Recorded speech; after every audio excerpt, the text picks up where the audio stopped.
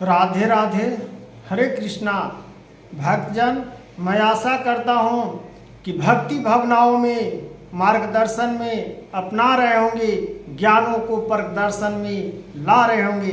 तो आज हम श्रीमद् भागवत कथा की ओर से श्रीमद् भागवत कथा को उल्लेख करता हूँ कि श्रीमद् भागवत गीता में गीता उपदेश में क्या बताया गया है। जो मनुष्य गीता का अध्यायों का 10वां अध्याय का 5वां अध्याय का पाठ करता है, जो गीता का स्मरण करता है, जो गीता का भावनाओं को समझता है, वो गीता का रहस्य को मानता है, गीता को ज्ञानों को प्राप्त करता है, वो मार्गदर्शी है, वो एक ज्ञानी प्रतापी एक राजा है। जिस प्रकार से हम लोग वायु की तरह, ध्वनि की तरह चलते हैं, उसी प्रकार से हम जिस प्रकार से भोजन को पचाते हैं, हमारा काम है कि किडनी में कैसे ब्लड सप्लाई करती है, कैसे लीवर काम करती है, कैसे धड़कन काम करती है, कैसे आंखें काम करती है, कैसे मुँह सुगंध लेती है, नाकें सुगंध लेती है,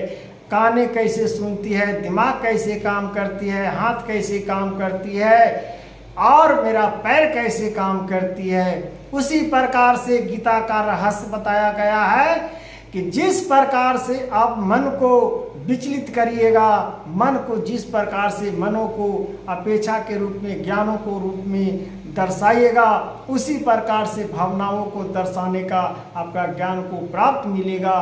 तो मार्गदर्शन में कहा गया है कि जिस प्रकार से धर्म का हानि न हो, धर्म का हानि जहाँ होता है वहाँ अधर्म का वास होता है, वहाँ भूतों का वास होता है, प्रेतों का वास होता है, वहाँ अकार्मक कर्म का वातावरण आता है, शुद्धो वातावरण वहाँ पे हट जाता है। इसलिए शुद्धों को वातावरण लाने के लिए आपको गीता का सहारा लेने पड़ेगा। जब तक गीता का सहारा आप नहीं लीजिएगा, जब तक आपको कल्याण नहीं होगा, जब तक आपका मार्गदर्शन नहीं होगा।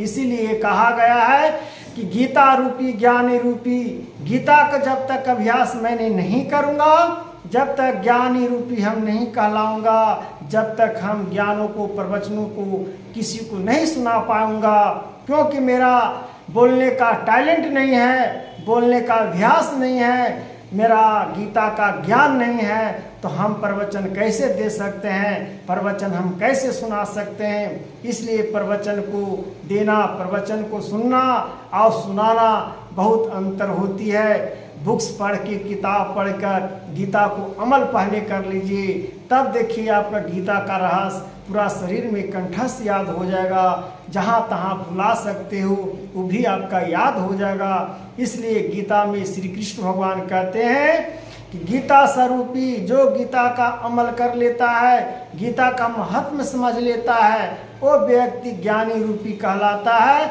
और मेरा ही मार्गदर्शन कहलाता है, मेरा ही ज्ञानों को परिवर्तन कर लेता है और हर प्रकार से ज्ञानों की परिभाषा को समझ लेता है, वो कभी विचलित नहीं होता।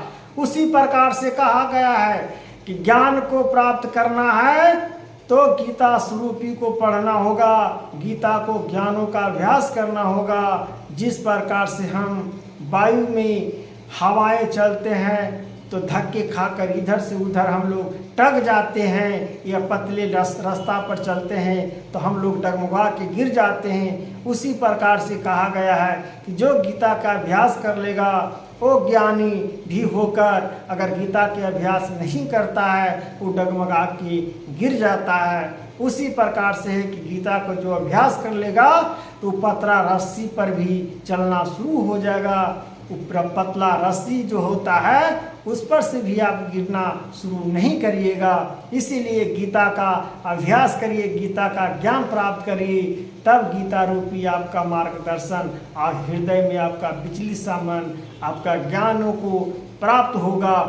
तब कहा गया है कर्म निर्धारित, कर्म करो, अपना कर्म ही निर्धारित है, कर्म ही बंधु है, कर्म ही भावनाएं हैं, कर्म ही अपेक्षा है, कर्म ही भावनाएं हैं। जिस प्रकार से कर्म योगी कहलाते हो उसी प्रकार से हम लोग कर्मयोगी हैं। कर्म करते रहिए और भगवान का नाम हरे कृष्णा नाम जापते रहिए, उसी में हम लोग को कल्याण होगा। तब हम लोग श्रीमद् भागवत कथा को सुनाएंगे, प्रवचनों को सुनाएंगे। जब तक मेरा ज्ञान नहीं होगा, जब तक हम प्रवचन कैसे सुना सकते हैं, प्रवचन को महत्व को कैसे समझा सकते हैं, कथाओं को कैसे समझा सकते हैं दर्शकों को, जब खुद आपका ही ज्ञान नहीं होगा। तो इसलिए ज्ञान को प्राप्त करना होगा, तब जाके आपको मार्गदर्शन आपका ज्ञानों का प्राप्त होगा, तब जाके आपको मार्गदर्शन भावनाओं को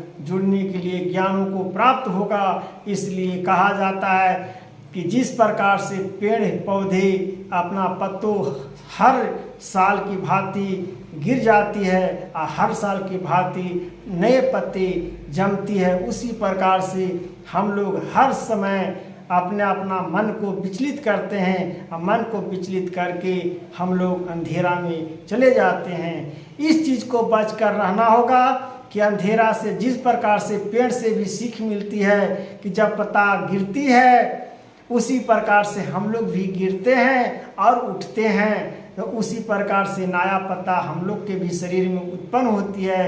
क्योंकि जीवन ऐसा ही ग्रस्त जीवन है, ऐसी निराश जीवन है कि जो गीता रूपी अमल कर लेता है वो नए पत्ते की तरह हो जाती है, सूखी पत्ती नहीं रहती है, वो नया पत्ता जम जाती है और नया पत्ती की प्रकार से ज्ञानों की परिभाषा को समझ में आ जाता है कि ज्ञान रूपी क्या है और परिभाषा क्या है। तो हे राधे राधे भक्तजन, जिस प्रकार से गीता को अमल करना है अमल करिए और भगवान का नाम लीजिए।